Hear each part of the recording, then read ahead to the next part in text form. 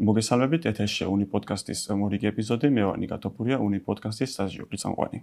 დავიწყოთ გაცნობით, დღევანდელი ეპიზოდის სტუმარი იქნება ეკოლოგიის ინსტიტუტის მკვლევარი გიორგი იანქოშვილი. მოგესალმებით, გიორგი. პირველი კითხვა, სამეცნიერო და პედაგოგიური საქმიანობის გარდა აქტიურად ხარ ჩართული ილიაუნიში გამართულ ღონისძიებებზე. ასევე აქტიურობთ სოციალურ ქსელებშიც და მათთვის, ვინც არ გიცნობთ, გააცანით თქვენი თავი, რა საქმიანობთ და როგორ აიჩეთ ეს პროფესია? პირველ რიგში მადლობა მოწვევისთვის და ამ თემით დაინტერესებისთვის. ბოლოდან დავიწყებ. ბავშვობიდან მაინტერესებდა ცხოველები, შიში მქონდა იმ თავარი სფეროში, რასაც მუშაობ, გველების ძალიან დიდი შიში მქონდა, ხვლიკების არ მეშინოდა და რაღაც დაკვირვებებს ვაწარმოებდი ხოლმე, რა საშუალებითაც შემეძლო. მეშინოდა ძალიან ობობების მაგალითად და ის მეშინოდა, ის ძალიან მიტაცებდა. ძალიან ხშირად ამყავდა ხოლმე ობობები და ვაკვირდებოდი თქვათ, როგორ ჭამდნენ, როგორ თქვათ, ურჩერთობდნენ და როგორ მრავლდებოდნენ თქვათ და გველების შიში ვერანაირად ვერ გადავლახე, იმიტომ რომ ანუ ახლოსაც ვერ ვეკარებოდი ამ სახეობებს, ამ ინდივიდებს. რამდენჯერმე იყო ესეთი შემთხვევა, რომ შევხვდი ბუნებაში, შემთხვევით თევზაობის დროს და საშინელი ესეთი შიში იყო, ესე არაფერს არ შემშინებია. სადღაც 19 წლამდე მეშინოდა ამ სახეობების, რაც ახლა ჩემ თავარ პროფესიას წარმოადგენს, ამ გველების.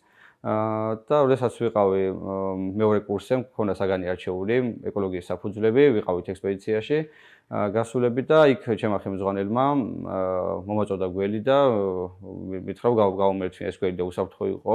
მე უბრალოდ პანიკაში არ ჩავარდი და სხვა გზა არ მქონდა, გამოვარდი ეს გველი და იმ წამსვე გამიქრა ეს შიში. ეს იყო მთავარი ესე გარდამტეხი ის, რის შემდეგაც მივხვდი, რომ ეს სახეობები რის გამოც მე ამ შიშს გრძნობდი, ეს გადალახული იყო და შემდეგ უკვე შემეძლო რომ შემდეგ ეტაპებზე გადავსულიყავი. რა თქმა უნდა, ვეცნობოდი საკმაოდ ბევრ ლიტერატურას ამ მიმართულებით და საბოლოო ჯამში საქმე მივიდა იქამდე, რომ დავიწყე ჩაღრმავება ლიტერატურის, თუ რა ინფორმაცია გქონდა ჩვენ ამ სახეობებზე და რისი დამატება შემეძლო მე.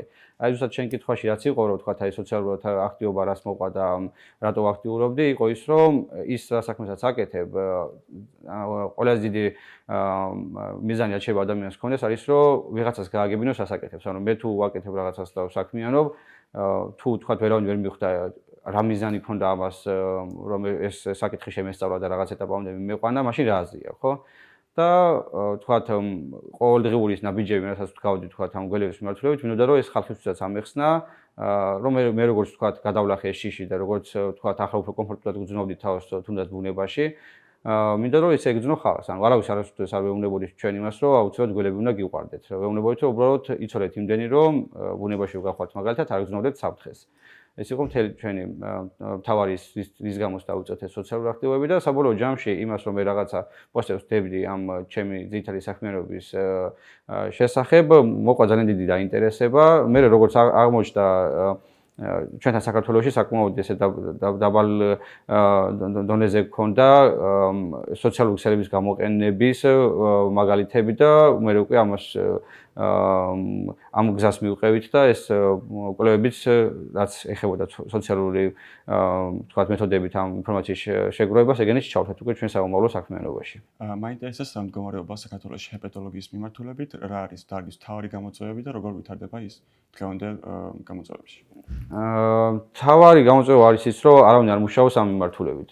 მაგას ამ მთავარი გამოწვევას, ანუ არავინ როგორ ერთი და ორი ადამიანი არ არის საკმარისი, რომ ეს სფერო სულებით შეისწავლოს, იმიტომ საკმაოდ სიღრმისეული ცოდნა ჭირდება ამ ყველაფერს და ჭირდება ის ადამიანური რესურსი. ჩვენ ახლა ვინც კვლევებში გვეხმარება და ვინც გვერდში გვიდგას, არც ერთ ადამიანს არ აქვს ესეთი პროფესიული გამოცდილება ამ მიმართულებით, იყვნენ მოყვარულები და ზოგიერთი სხვა პროფესიასაც წარმოადგენდა, მაგალითად ერთ-ერთი არის მაგალითად არქიტექტორი, რომელსაც საკმაოდ კარგად ესმის გველები და ყავს სახლში ალბათ უკვე 20-25 წელია სხვადასხვა სახეობა და უვლის და მას ესე ზღვა ცოდნა და ინფორმაცია, რომელიც ყოველდღურად გვიდგას გვერდში და გვეხმარება, მაგრამ მისი ძირითადი პროფესია და საქმიანობა სხვა არის. არის ერთ-ერთი ადამიანი, რომელიც არის მხატვარი და ხობათ აქ ეს საქმე და ყავს სახლში ეს გველები და რაღაც ინფორმაციის აღება გვინდა ხომ როგორ მოგევლო თქვათ ან ბუნებაში ეს დაკვირვება როგორ გვეწარმოებინა, პრაქტიკულ რჩევებს მისგან ვიღებდით. არიან რეინჯერები, რომლებიც საკმაოდ კარგად ერკვევიან ამ სახეობებში, ცნობენ და ისინი გვაწვდიან ინფორმაციას. პროფესიულად ვისაც შეიძლება რომ ჰერპეტოლოგი უწუროთ ასეთი, ვინც ჩემი ხელმძღვანელია, არის ბატონი დავით არხნიშვილი, რომელიც მუშაობდა წლების განმავლობაში ამფიბიებზე და უკვე ბოლო 2-20 წლეულის ძირითადი საკვლევი თემა ჰქონდა ხვლიკებზე. გველებზე მე ხელმძღვანელობდა და საკმაოდ ეს ბევრი გავაკეთეთ ერთად ამ მცირე ხნის განმავლობაში, მაგრამ ახლა რაც არის საიმედო, ეს რა გამოწევაც ჰქონდა, იმის საპირწონოდ გვაქვს ესეთი მოცემულობა, რომ დაახლოებით 10-მდე ადამიანია ახლა ჩვენი სტუდენტებიდან ამ საკითხებით დაინტერესებული და შეიძლება რომ ეს რაღაცის ლაქები რაც არსებობს ამ მიმართულებით ეს ყველაფერი ნელ-ნელა ამოივსოს. ახსენე მოყვარულებით და ვიდრე შევეხო თემას სამოქალაქო მეცნიერებას. პირველ რიგში რა არის სამოქალაქო მეცნიერება და რა დადებით როლს ასრულებს ის კვლევაში? აი წეგან ვახსენე რომ ამ სოციალური მიმართულებით ვაქტიურობდი და ვდებდი საკმაოდ ბევრ პოსტს გველებზე.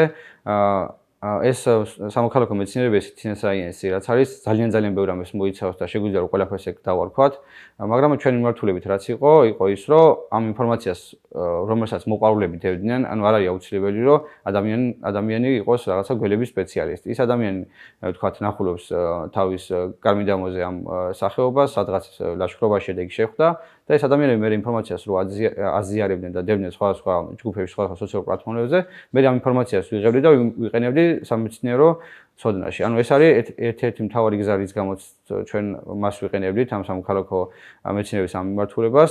ასევე ის რომ ჩვენ ამ ინფორმაციას გადავცემთ თაობას იმ ხალხს, ვისაც ეს საკითხები აინტერესებს, ეგეც ამ სამოქალაქო მეცნიერების ერთ-ერთი სახე არის. ამას ყოველთვის ვაკეთებით, უკვე 10 წელიწადზე მეტია ამ საკითხებზე მუშაობთ და ამ სოციალური ქსელებით კვლევა რაც იყო პირველი ჩვენი საწყისი, სამაგისტრო ნაშრომი ამ საკითხზე გავაკეთე. ანუ შეიძლება ვიღაცისთვის სასაცილო იყოს ეს თემა, რომ რაღაცა ხსენებაში მქონდა, რომ რაღაც Facebook-ის დახმარებით მე რაღაცა სამაგისტრო ნაშრომი დავწერე, მაგრამ სიღრმისეულად თუ ჩავშლით, ეს იყო ინფორმაცია და აი რა წონის იყო ეხლა რომ წარმოვადგენინოთ, არის ესეთი რაღაც, რომ 1850 წლიდან ნელ-ნელა ჩნდება ჩანაწერები გველების შესახებ, რომელიც სახეობასაც შეიძლება რომ შეხვდეს. 2015 წლამდე 1850 წლიდან 2015 წლამდე რა ინფორმაციას დაგროვდა, სად რა სახეობა იყო გავრცელებული, 2015 წლიდან 2020 წლამდე ამ 5 წლიან მონაკვეთში იმაზე მეტი მონაცემი შეგროვდა და თან რა აქვს ამას დადებითი, ანუ ხო არ შეიძლება რაღაცა კონკრეტულ მიმართულებას ერთი დადებითი კონდეს და ამ თქვა დადებითით მანიპულირებდეთ. არის მნიშვნელოვანი ის საკითხი, რომ იმ ლიტერატურულ ცოდნას, რომელიც აქამდე დაგროვებული იყო ამ სახეობების გავრცელების შესახებ, ძალიან დიდი უზრდობები ჰქონდა. ანუ მაგალითად, როდესაც იყო საუბარი რაღაც კონკრეტული სახეობის გავრცელებაზე, თქვა გორში, იყო მითითებული, რომ ნახეს რაღაც გორის მუნიციპალიტეტში, თქვა ნახეს კახეთში და კახეთი და თუნდაც აი სამეგრელო რო ეწეროს, იმდენად დიდია, რომ ვერ წარმოიდგენ ის სახეობასაც შეიძლება და ენახათ და ის ინფორმაცია მე რასაც უკვე სოციალური ქსელებიდან ვიღებდი, იყო კონკრეტული. უკვე ადამიანი მეუბნებოდა, რომ ჩემ ეზოში ვნახე და მქონდა იმ ეზოს კოორდინატები. იყო ძალიან ზუსტი ინფორმაცია, ზუსტი მონაცემი, ამიტომ ეს რა თქმა უნდა შემდგომი კვლევებისთვის ძალიან დიდ ინფორმაციას გვაძლევდა. რა პლატფორმებს იყენებთ ინფორმაციის შესაგროვებლად და როგორ აანალიზებთ ამ ხელა მონაცემებს? კარგი კითხვა, ეგ რა მიმართულებით, ანუ ის ინფორმაცია და ის პლატფორმები, რაც მე შეიძლება ახლა ვახსენო, ყოველდღიურად შეიძლება ადამიანს კონდეს და იყენებდეს, მაგრამ არ იცოდეს, რომ ამით შეიძლება რომ ამ ხელა ინფორმაციაზე კონდეს წვდომა. მაგალითად, წეგან ვახსენე Facebook-ი და Facebook-ზე ქონდა მაგალითად ჯგუფი, რომელიც უბრალოდ ახლა ის ერთ-ერთი მთავარი ჯგუფი გატეხილი არის და ვიყენებთ ალტერნატიული მეორე ჯგუფს, საქართველოს ორ ბუნება. აი ამ პლატფორმაზე, ამ Facebook ჯგუფში რო შეხვიდეთ, თითოეულ სახეობაზე, ანუ ადამიანებს ყოველდღიურად რაც ხდებათ, ამ ფოტოების განთავსებას ახდენენ 10-დან 15 პოსტამდე შეიძლება იყოს სხვადასხვა სახეობის წარმოადგენელზე. ანუ ეგ ინფორმაცია ვიღაც რო ადგეს და გაანალიზოს, ანუ ამ ხელა ინფორმაცია ჩვენ ლიტერატურულ წყაროებში არ გვაქვს. აი უზარმაზარი ინფორმაცია გროვდება ყოველდღიურად და ანუ რა სახით ვიყენებდი მე მაგალითად ამ Facebook ჯგუფში, როდესაც ადამიანი დადებდა გველს, მე წერდი რომ ეს სახეობა სადნახა და უკვე საკმაოდ დიდი ეს ინფორმაციული ის ქონდა ჩემთვის სარგებელი YouTube-ს ვიყენებდი, ასევე Instagram-ზე უბრალოდ ძებნის ლოგიკა ქონა განსხვავებული და ვესწრებით ჰეშტეგებით, მაგალითად რო ჩავწერდი ქართულად გველი, ვიღაცას დიდი ალბათობით ქონა დადებული გველზე, შეიძლება ვიღაცას დაედო და ქალზენა ძმაკაცი და ესეთი სახუმარო პოსტები ყოფილიყო, მაგრამ ძირითადად იყო ხოლმე რომ მართლა რაღაც გველი ნახა ადამიანმა და მე ამ ჰეშტეგებით ვაგნებდი. ასევე ჰეშტეგებით შეიძლება მიმეგნო მაგალითად პლატფორმა X-ზე ყოფილა შემთხვევები რომ იმიგნია. ფორმულებში ვეძებდი ხოლმე, იმიტომ რომ ფორმულებს ეხლა უფრო ნაკლებად, მაგრამ ადრე უფრო მეტი ადამიანი იყენებდა და მაგალითად თბილისის ფორუმში შევდიოდი ხოლმე იქ საკმაოდ ბევრი ინფორმაციას ვნახულობდი. არის უკვე პოპულარული რასაც ყველა იყენებს და ყველა მიცის არის ასეთი აი ნატურალისტი მაგალითად პროგრამა, რომელიცაც შეიძლება რომ სახეობა ავწუთოთ და თან იმ პროგრამამ გაარკვიოს რაღაც უნეზე სახეობა და თუ არასწორად მოხდა ამის გარკვევა, უკვე აი თქვათ მე დავდე წლის ანკარა სახეობა ავწუთე და ადამიანი რომელიც თქვათ არის ამის სპეციალისტი, იმის გვერდზე აღმოჩნდება ეს ფოტო და აწერია ამას, რომ ეს პლატფორმამ გაარკვია როგორც წლის ანკარა. ის ადამიანი რომელიც ამის სპეციალისტია, თუ თქვათ შენ არასწორად ატვირთე და არასწორად მიგითითა პლატფორმამ ეს სახეობა ის შევა კომენტარებში და შეგისწორებს ამას. და მე უკვე ამ შესწორებულს შენ თუ თქვათ დაეთანხმები და რაც უფრო მეტი ადამიანი დაეთანხმება, ანუ ზოგიერთ სახეობა არსებობს ისეთი, რომელიც ცოტათი საეჭვო არის მორფოლოგიურად გასარკვევად და რაც უფრო მეტი დათანხმება აქვს, უფრო სანდო არის ინფორმაცია და ეს აი ნატურალისტი მაგისთვის კარგი საშუალება არის. არის observation.org ესეთი საიტი, არის მე GBIF-ი, სადაც GBIF-ი, სადაც მე აი ნატურალისტიდან და სხვა პლატფორმებიდან წაღებული ინფორმაცია იქ თავსდება და თვითონ GBIF-ით შეიძლება რომ მაგ მიმართულებით გამოიყენოთ. არის EBIRD მაგალითად ფრინველების მიმართულებით და საკმაოდ ესეთი ბევრი პროგრამა არის, რომელიც შეიძლება რომ სოციალური ქსელების ამ citizen science-ის მიმართულებით გამოიყენოთ. შევეხებით ძალიან პრობლემატურ საკითხს სახეობათა გადაშენებას და მაინტერესებს არის თუ არა ღირებული ეს ინფორმაცია სახეობათა კონსერვაციისთვის. კი, ძალიან ღირებულია, ჩვენ ახლა გაგზავნილი გვაქვს სტატია და არის მისული უკვე რევიურებთან, არ ვიცი როგორ შეგვიფასებენ, მაგრამ ანუ ჩვენი ესეთი მიგნება რა იყო. ანუ ამ ინფორმაციას მე რასაც ვამუშავებდი, ანუ არ მინდა რომ ხალხმა გაიგოს ისე რომ თითქოს ის რა ინფორმაციას არსებობდა ლიტერატურული ინფორმაცია ეგ უარყავით და ჩვენ რაღაცა ჩვენით შევკრიბეთ რაღაც ინფორმაცია, ან მე მეზარება ვერძესიარული და ინფორმაციის შეგროვება არ მინდა. ეგეც გაანალიზებული გვაქვს და გაკეთებული გვაქვს. ჩვენ გვაქვს ინფორმაცია, როგორც ვახსენე წეგან 1850 წლიდან 2015 წლამდე, რომელსაც დავარქვით ლიტერატურული ინფორმაცია, 2015 წლიდან მე თავად დავდივარ ველზე და ვაგროვებ ინფორმაციას, რაც იყო ეს ტრადიციული მეთოდი, რომ ყველა ჩადიოდა ველზე, მაგრამ მე როდესაც ველზე ვარ მაგალითად თბილისში შემოგანაში, იმ მომენტში რომ ვიღაცა მაწყვის ინფორმაციას ჩხოროწყუნან და იქ შუახევიდან, ხო დამატებით ინფორმაცია ჩემთვის ერთდროულად 3-გან და 4-გან ხოლმე ვიქნები. და ამ ინფორმაციაზე დაყრდნობით, შემდეგ ანუ ჩემი შეგროვებული ინფორმაცია ლაბორატორიული თქვათ არის რაღაც კვლევი რომელშიც რაც კუდი მოიპოვეს უბრალოდ, წაიღეს ჩაატარეს კვლევა და თქვეს რომ ეს სახეობაა და არის სპეციალური ბაზები სადაც განთავსებულია რომ თქვათ ეს სახეობა ამ ადამიანიდან იქნა მოპოვებული, არის მუზეუმის კოლექციები, სადაც სამუზეუმო კოლექციები, სადაც არის თქვათ სხვა სახეობის შესახებ ინფორმაცია და შეგვიძლია იქიდან ავიღოთ. ის ინფორმაცია უკვე რაც ვახსენე რომ სოციალური ქსელებით შეგროვებული სხვა პლატფორმებით შეგროვებული ინფორმაცია, ეგ ყველაფერი გავაერთიანეთ ერთად და უკვე გვაქვს წარმოდგენა ესა თუ ის სახეობა სად შეიძლება იყოს გავრცელებული და უკვე სანდოთ. ჩვენ თუ ადრე გქონდა რომელიღაც კონკრეტულ სახეობაზე, თქვათ კავკასიურ გეგესტაზე 20 წერტილი და ვიცოდით რომ ეს სახეობა გვხვდება რაღაც მაგალითად სამეგრელოშია, რაჭაში, რაღაცა გურიაში, ხო, ასე შემდეგ, ხო? ეს სახეობა უკვე ჩვენ ვიცით კონკრეტული ლოკაციები, კონკრეტული სოფლები, აი წერტილები გვაქვს, სადღაც 10-15 მეტრიანი სტომილება აქვს, მეტი არა. და ამ მონაცემებზე დაყრდნობით მე ჩვენ შეგვიძლია რომ გავაკეთოთ მოდელირება, რომელიც აჩვენებს იმას, რომ ამ სახეობას საქართველოს ფარგლებში რა პროცენტი უნდა ქონდეს დაკავებული და რა პროცენტი აქვს დაკავებული ახლა, ანუ არსებობს მაგის შეფასების კრიტერიუმები, რომ თუ მაგალითად ქვეყნის რაღაც 20%-ზე ნაკლებს იკავებს, თქვათ შეიძლება რომ ეს სახეობა მივიჩნიოთ ამ ქვეყანაში, თქვათ საფრთხეში ყოფს სახეობა და ასე. ძალიან ბევრი ეს IUCN-ის კრიტერიუმები არსებობს და ამ კრიტერიუმებს შეიძლება მოერგოს დაკავებული ფართობის მიხედვით, სასული ინდივიდების შეფასების მიხედვით და აი ჩვენი ის ინფორმაციებიც გვაქვს, ის ინფორმაციები ვიწყობს ხელს, რომ ვიცოდეთ ამ სახეობის სტატუსი ქვეყანაში, თქვათ რა ეტაპზეა და თქვათ არის ნაკლების საფრთხეში მყოფი არის საფრთხეში მყოფი გადაშენების საფრთხის წინაშე თუ არაფერი საფრთხე არ იმუქრება. მეცნიერების დასახმარებლად რა აქტივობებში შეუძლია მოქალაქემ ჩაერთოს და საჭიროა თუ არა ცოდნა გამოცდილება? არ მხოლოდ ინტერესია საჭირო, ეგეც კარგი კითხვა და რა მიმართულებით. მე მაგალითად როდესაც სკოლაში ვსწავლობდი და თუნდაც ვიყავი პირველ კურსზე, ჩემთვის არსებობდა ესეთი მოცემულობა, რომ რაღაც ჯერ ხოლმე ისწავლო სკოლაში, მე რაღაც დაამთავრე ბაკალავრის საფეხური, მე რაღაც მაგისტრატურა, მე ეს და მე თუ არ გარდაიცვალე მაგ დროში, რაღაც გექნება იმ საშუალება, რომ შენც რაღაცა ამ კვლევებში ჩაერთო და რაღაც აკეთო, ხო? ეგ იყო ხოლმე ყველაზე ესეთი მთავარი ეს კრიტიკული დამოკიდებულება ჩვენი მხრიდან, რომ რატო არ შეიძლება რომ თქვა ის ინტერესი მაქვს ამ საკითხის, ხო? რატო არ შეიძლება რომ ანუ არ არის საუბარი იმაზე, რომ რაღაცა სამეცნიერო ღირებულების საქმე გააკეთო ხვალვე, მაგრამ ხო შეიძლება რომ საქმეს რაღაც დონეზე ცილედით მაინც შეუწყო ხელი, ხო? თუნდაც რაღაცა ძალიან ისეთი სამუშაოთი, რომ რაღაცა აიღო რაღაც Excel ფაილი და იქ რაღაც მონაცემების შეტანა მოახერხო, თქვათ, ხო? იქ რაღაც ვერზე შემთხვევით შეხვდა რაღაც რომელიმე სახეობა და ეს სახეობა სადღაც მე თქვათ აიღე და ვიღაცას მიეწოდა ინფორმაცია, რომ ეს სახეობა ვნახე, რაღაცა მხრივ ღირებული ხო უნდა ყოფილიყო ეს ინფორმაცია და ამას ასე თუ ისე ესეთი მნიშვნელოვანი სახელი და მნიშვნელოვანი დატვირთვა თითქოს არ ქონდა აქამდე.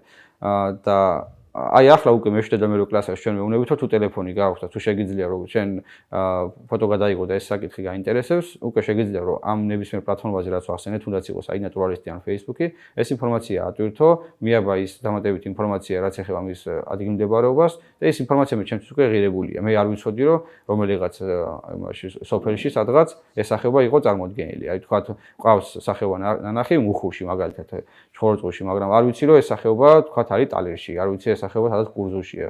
ეგ არის დამატებითი ინფორმაცია და რაც უფრო მეტი ინფორმაცია გვაქვს, მე შეიძლება რომ ამ ინფორმაციაზე დაყრდნობით ჩვენ თუ გვაქვს 40 ადგილი, სადაც ამ ადგილისთვის დამახასიათებელი ცვლადები არსებობს თქვათ, მოცემულობაში არის თქვათ რაღაცა იმ კონკრეტული წერტილის კლიმატური მაჩვენებლები, არსებობს ეს ბიოკლიმის საიტი, სადაც არის ეს სხვადასხვა ცვლადები შეტანილი და არის თქვათ რაღაცა ყველაზე ცივი საშუალო ტემპერატურა, ყველაზე თბილი საშუალო ტემპერატურა, ნალექების რაოდენობა და ასე შემდეგ.